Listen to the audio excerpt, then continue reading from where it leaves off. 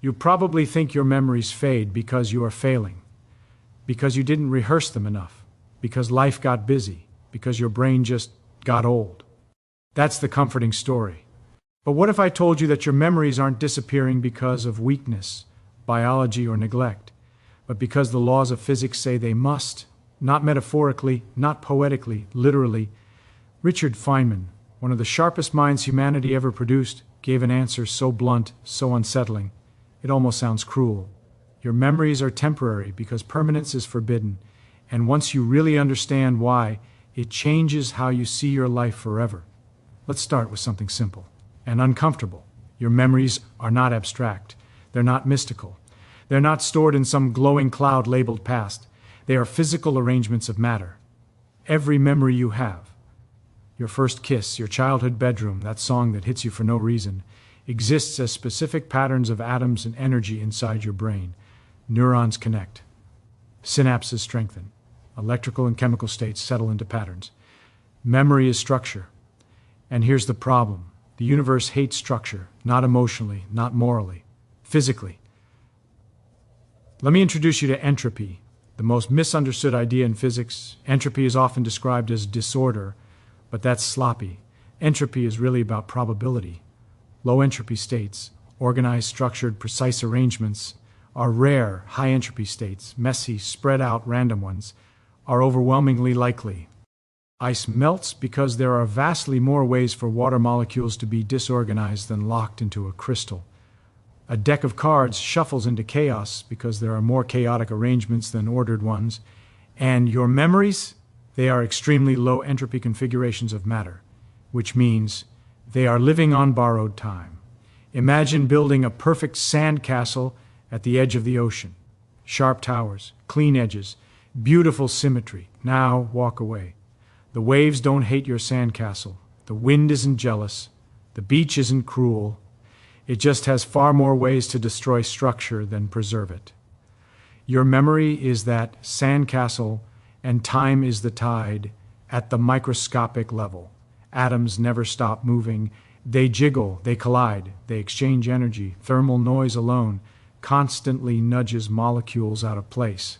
At the macroscopic level, you experience this as forgetting a name, blurring details, memories changing shape, emotional tones shifting. The atoms don't care about your nostalgia. They obey statistics, and statistics overwhelmingly favor forgetting. Drop ink into water. At first it's sharp, defined, a clear shape. Wait, it spreads, dilutes, loses identity. Now here's the key question. Have you ever seen the ink spontaneously reassemble? Of course not. Not because it's impossible, but because it's so astronomically unlikely that the universe effectively says no. Your memories dissolve the same way. Not all at once, not dramatically, but inevitably. But wait, you say, if I think about a memory often enough, doesn't that preserve it? Yes and no. Rehearsal rebuilds structure, but rebuilding costs energy.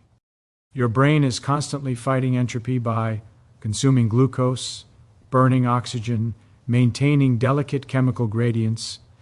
You are not preserving memories, you are reconstructing them, and reconstruction is imperfect.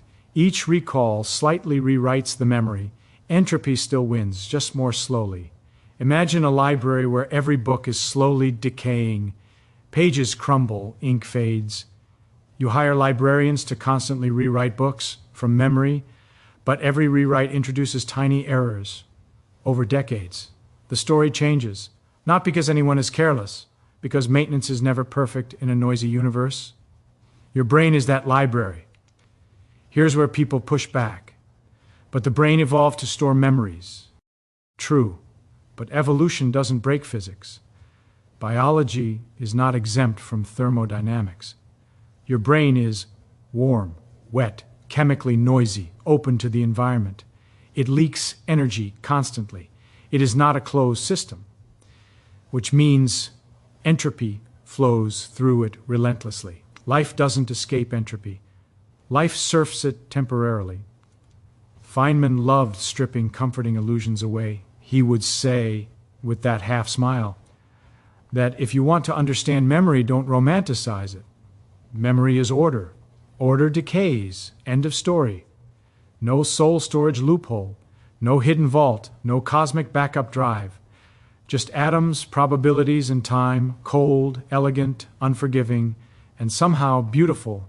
Now pause, because here's the twist most people miss. If memories were permanent, truly permanent, life would be unbearable. No fading pain, no softening grief, no emotional healing. Every heartbreak would be eternal, every embarrassment immortal.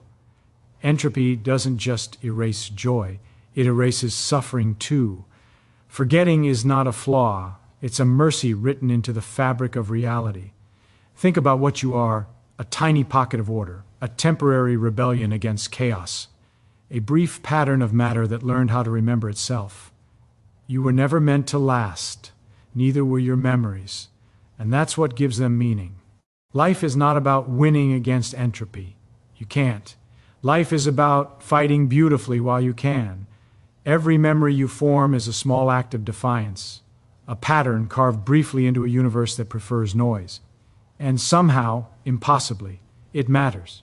One day your memories will dissolve, so will mine, so will everything we've ever known, not because it was meaningless, but because it happened at all, and the universe allowed it, briefly. So let me ask you something. Knowing your memories are temporary, does that make them less valuable or infinitely more precious? Tell me what you think. I'll remember it. For a while,